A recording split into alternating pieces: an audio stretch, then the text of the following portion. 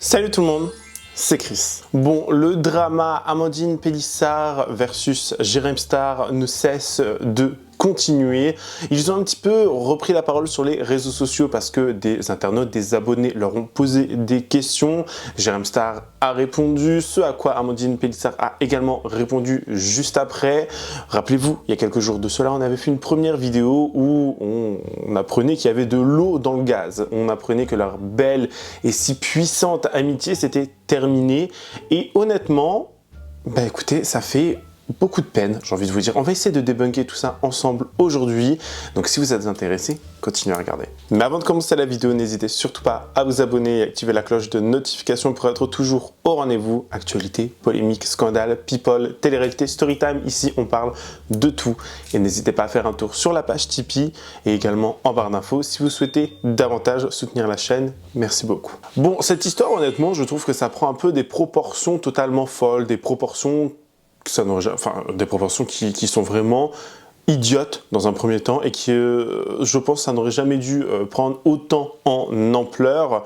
Certes, Jérém Star a été piqué dans son ego. Certes, Jérém Star a le droit de s'énerver parce que son appartement, sa maison, enfin sa demeure a été saccagée. Mais il disait également que voilà, il n'y avait pas de haine, il n'y avait pas d'animosité avec la fille d'Amandine Pélissard. Amandine Pélissard elle-même l'a dit parce que sa fille lui avait dit qu'elle pensait qu'elle rigolait avec lui quand il faisait des petites blagues parce que voilà, on sait que Jérém Star a un humour assez douteux, un humour assez piquant et forcément, je pense que s'il n'y a pas de discussion, de dialogue, forcément ça n'aide pas beaucoup lorsqu'il y a ce genre de conflit. Et j'avais vu dernièrement, quand je faisais les petites recherches et tout, j'avais regardé la vidéo de Laura, j'espère que je prononce bien, Laura Lempicka, vous savez, Docteur Lolo. Elle avait invité dernièrement Amandine Pélissard, enfin il y a quelques temps de cela maintenant, elle avait invité Amandine Pélissard. Et dans cette émission, Amandine Pélissard dit vraiment: voilà, mon seul ami, c'est Jérém Star. Jérém Star, il est comme ça, il est au top, il est ci, il est ça. Et Jérém Star, c'est comme mon frère. Enfin, vraiment, elle l'a encensé et elle l'a vraiment mis sur un piédestal. Et je trouvais que c'était beau dans un premier temps parce qu'on voit bien que c'est une personne qui n'a pas forcément beaucoup d'amis, vous voyez. On voit que c'est une personne qui peine aussi à faire confiance, peut-être de par son passé ou je n'en sais trop rien. Mais honnêtement, je trouve que c'est vraiment dommage parce que, en fait, il y avait comme un support émotionnel des deux côtés, il y avait comme une entraide des deux côtés et une amitié vraie, vous voyez, une amitié un peu hors tout ce qui est vraiment trop réseau. Je ne sais pas si je me fais comprendre et je ne sais pas forcément si je suis dans le bon, mais je trouve que c'est dommage, voilà. Alors après, bon, forcément quand ça va faire du buzz, quand ça va faire cliquer, quand ça va faire des vues, etc., les deux vont s'en donner à cœur joie dans un premier temps. Les deux ne vont pas arrêter, ils vont répondre aux questions, machin, aux trucs. Forcément, ça fait parler d'eux, on le sait tous. Enfin, moi-même qui suis sur les réseaux sociaux, si un jour on me fait une crasse à machin, il y a une putain de grosse histoire hors champ, j'ai envie de dire juridique, si vous voulez, bien évidemment je vais en parler, bien évidemment je vais faire une vidéo, enfin vous voyez, c'est malheureusement la dure loi des réseaux sociaux et le jeu un petit peu, comment on pourrait appeler ça, le jeu un petit peu dommage des réseaux sociaux. Je sais pas trop si vous comprenez ce que je veux dire, mais bon, on va voir les quelques extraits que l'on a en notre possession. Dans un premier temps, on a Jérém Star qui va réagir sur Snapchat ainsi que d'autres stories. Il va commencer un petit peu de nous donner la vision des choses. Il va également nous dire qu'il est un petit peu déçu qu'il n'y ait jamais eu de commentaires en quelque sorte positifs de la part des Pélissard, etc. Alors, je trouve que c'est un petit peu de la mauvaise foi parce que très souvent Amandine, comme j'ai dit en début de vidéo, elle a très souvent dit que Jérém c'était vraiment comme son frère, qu'elle voilà, elle pensait que c'était quelqu'un de très bien, elle avait beaucoup d'amour et d'amitié pour lui. Et je cherche pas à protéger un tel ou un tel parce que pour moi les deux, ils ont des parts de responsabilité et les deux ils sont responsables dans cette engueulade. Vous voyez, il n'y a pas lui il a fait plus que ça, lui il a fait plus qu'elle, machin. Non, les deux pour moi c'est 50-50, vraiment 50-50.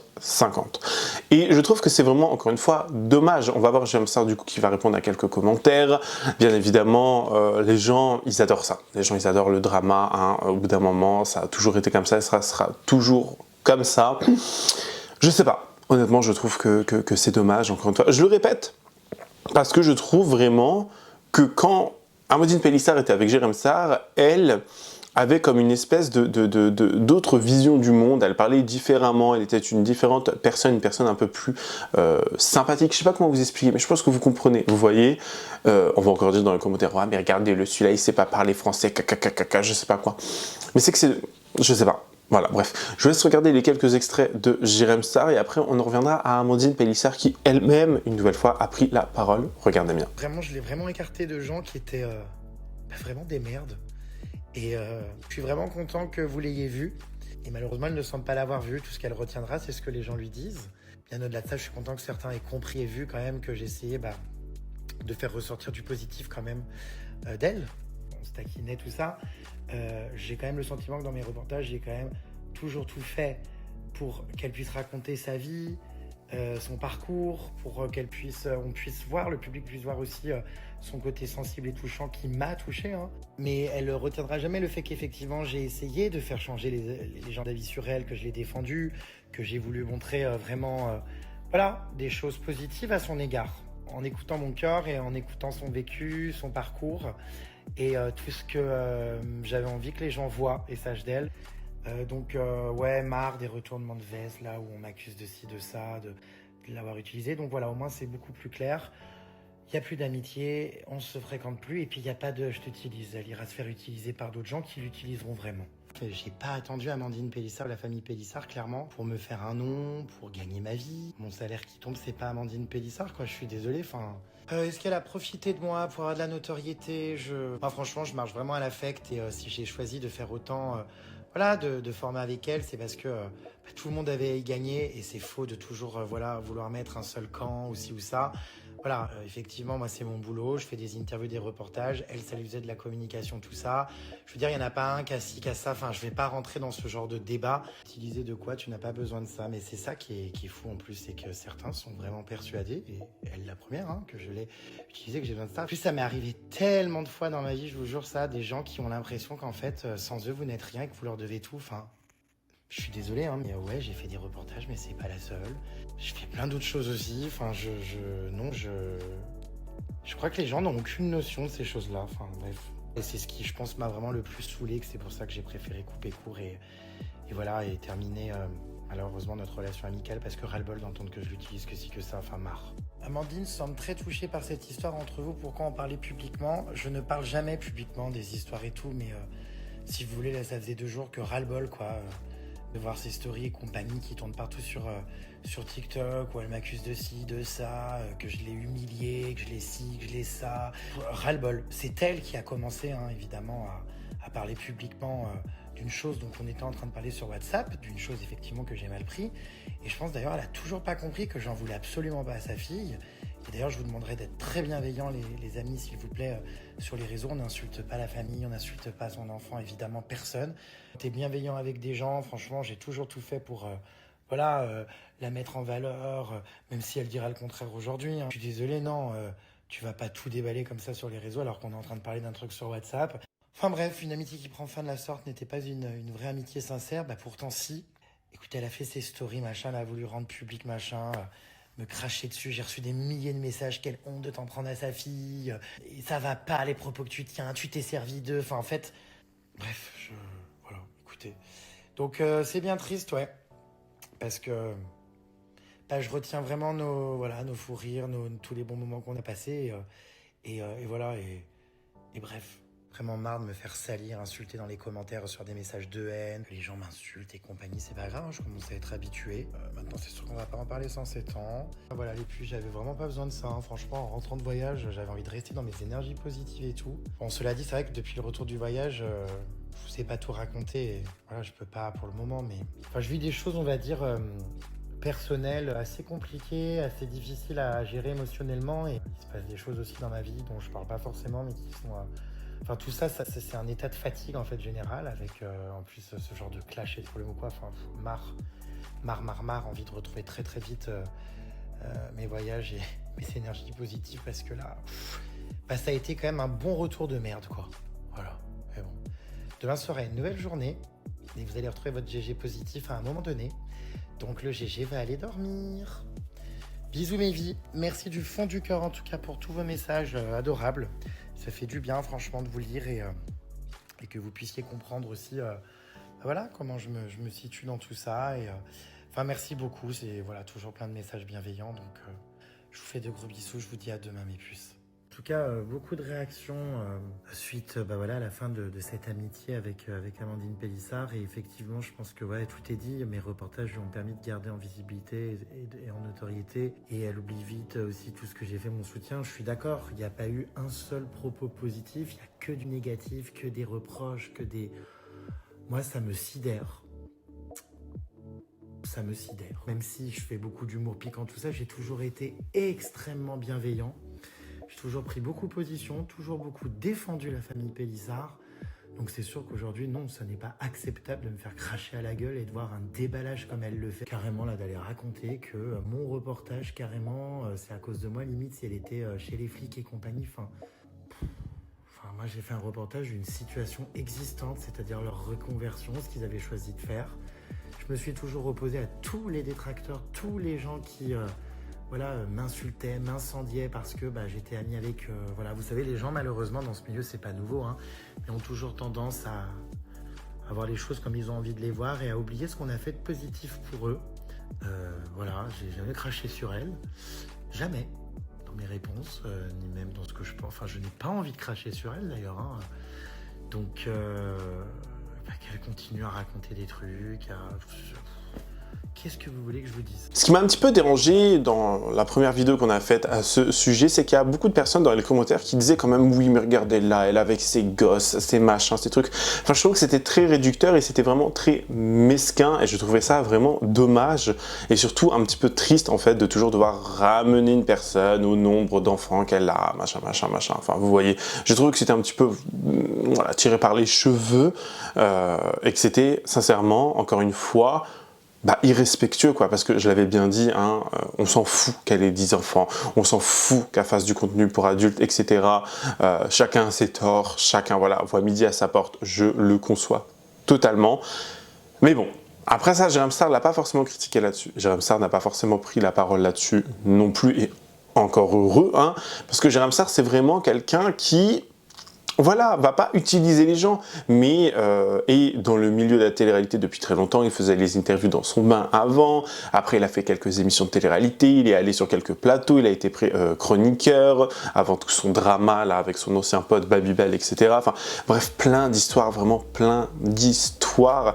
Et je pense que le mec vraiment, petit à petit, Jérém Star essaie un petit peu de s'extirper, si vous voulez, de l'univers de la télé-réalité. Il essaie vraiment petit à petit de partir de tout cela et vraiment changer de DA, peut-être faire quelque chose de mieux. On le voit de plus en plus, notamment avec ces soirées d'Halloween. On le voit manifester de plus en plus, militer de plus en plus pour le droit, je sais pas si on peut rappeler ça comme ça, mais le droit des animaux, pour stop voilà, à l'abattage, à la culture du cuir pour les sacs à main, etc. Bref, il milite de plus en plus. C'est quelqu'un qui est de plus en plus engagé. Certes, il garde toujours son personnage, bien évidemment, excentrique, etc. Bien évidemment, mais je trouve vraiment que petit à petit il s'extirpe du monde de la télé-réalité et il reste un petit peu plus dans le monde de l'influence, si vous voyez ce que je veux dire. Après ça reste ma vision, bien évidemment. On va maintenant écouter ce que Amandine Pélissard avait à dire. Elle va nous apprendre qu'elle n'a touché aucun centime, encore une fois, suite à son documentaire, à la vidéo, aux vidéos qu'elle faisait avec Jérém Star. Après ça, ma belle, fallait peut-être signer quelque chose, fallait peut-être dire oui, alors je veux tant, si, ça. Signer un papier, je sais pas, bref, c'était un petit peu toi et à toi, si tu veux, de réfléchir à ça. Et elle va nous dire que voilà, elle comprend pas pourquoi il se met dans tous ces états, elle ne comprend pas pourquoi il parle de telle et telle et telle chose. Enfin vraiment, encore une fois, ça va être des questions et des réponses en même temps, des machins. Enfin, on souffle. Voilà, on souffle. Bref, regardez bien. Coucou, j'espère que vous allez bien. Écoutez, moi ça va. Je comptais pas du tout revenir sur ce sujet, mais bon, je suis obligée de le faire encore une fois parce qu'on m'envoie encore des stories Snapchat que Jérém a fait en disant des trucs. Mais encore une fois, en fait, vous n'avez absolument pas les éléments en main.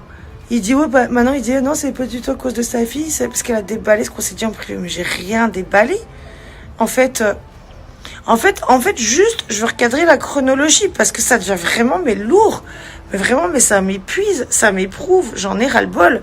Je vois que lui, en fait, s'en fout complètement de ma gueule, hein, clairement. On va pas se mentir.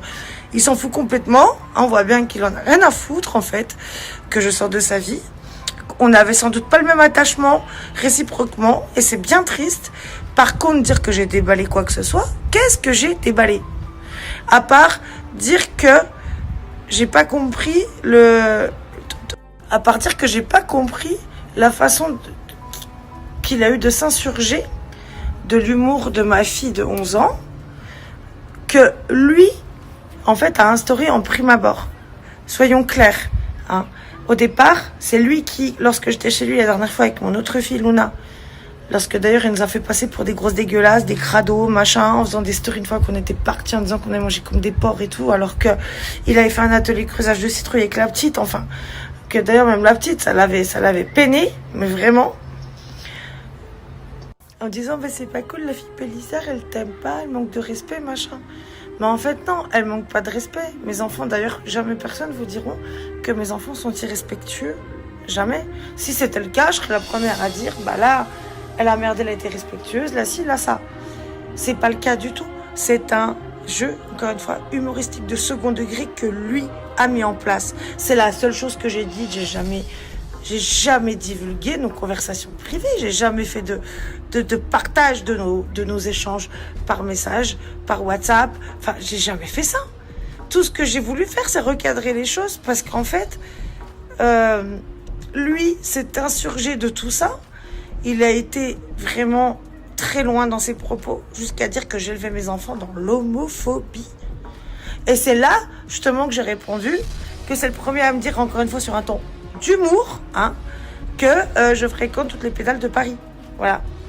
C'est ce qu'il dit sur un ton d'humour. J'ai jamais dit qu'il avait insulté mes amis ou mes copains de pédale. Ce que j'ai dit, c'est que il est le premier à me dire ça.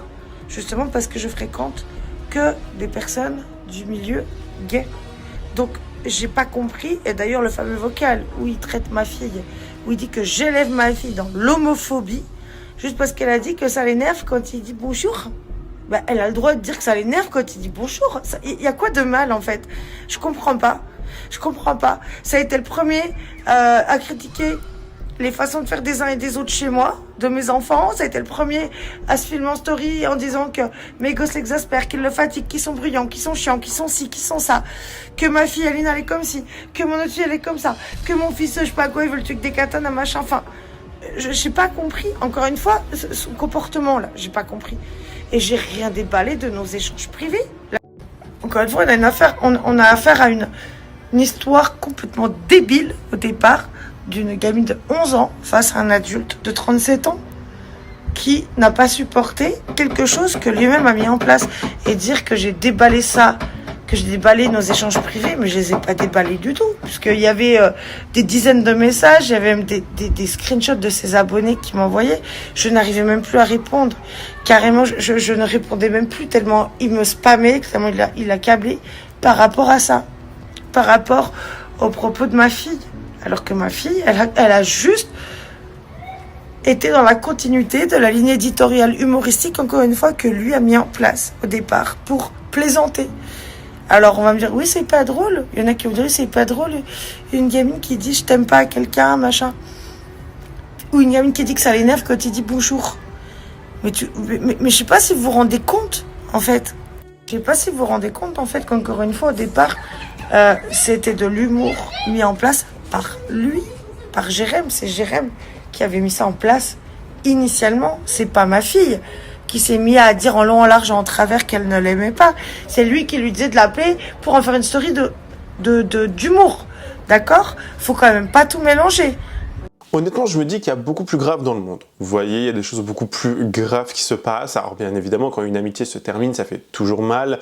Quand une amitié, c'est finito pipo, on n'en peut plus, on est fatigué. Donc je comprends, vous voyez, je comprends, je vois la chose et je comprends parfaitement le ressenti de ces deux personnes, parce qu'on a tous eu un jour ou l'autre une amitié qui s'est terminée, ça nous a fait du mal, etc. Donc on comprend. Mais eux, ils sont sur les réseaux sociaux, donc forcément ça change un petit peu la donne aussi. C'est surtout que eux vont être là à nous expliquer par A plus B que lui il a raison, que elle a tort, elle a la raison, lui il a tort. Enfin vous voyez, ça prend des proportions totalement graves. J'espère juste que cette histoire sera rapidement terminée, parce qu'honnêtement, on souffle, vraiment on souffle. Mais n'hésitez pas vous à me dire ce que vous en avez pensé en commentaire, me donner votre avis le plus sincère. N'hésitez pas, bien évidemment, à rester courtois et respectueux comme d'habitude, je vous fais confiance là-dessus.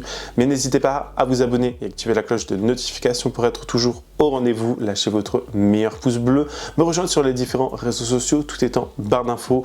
Et moi je vous fais plein de gros bisous, je vous dis à la prochaine, prenez soin de vous, bye guys.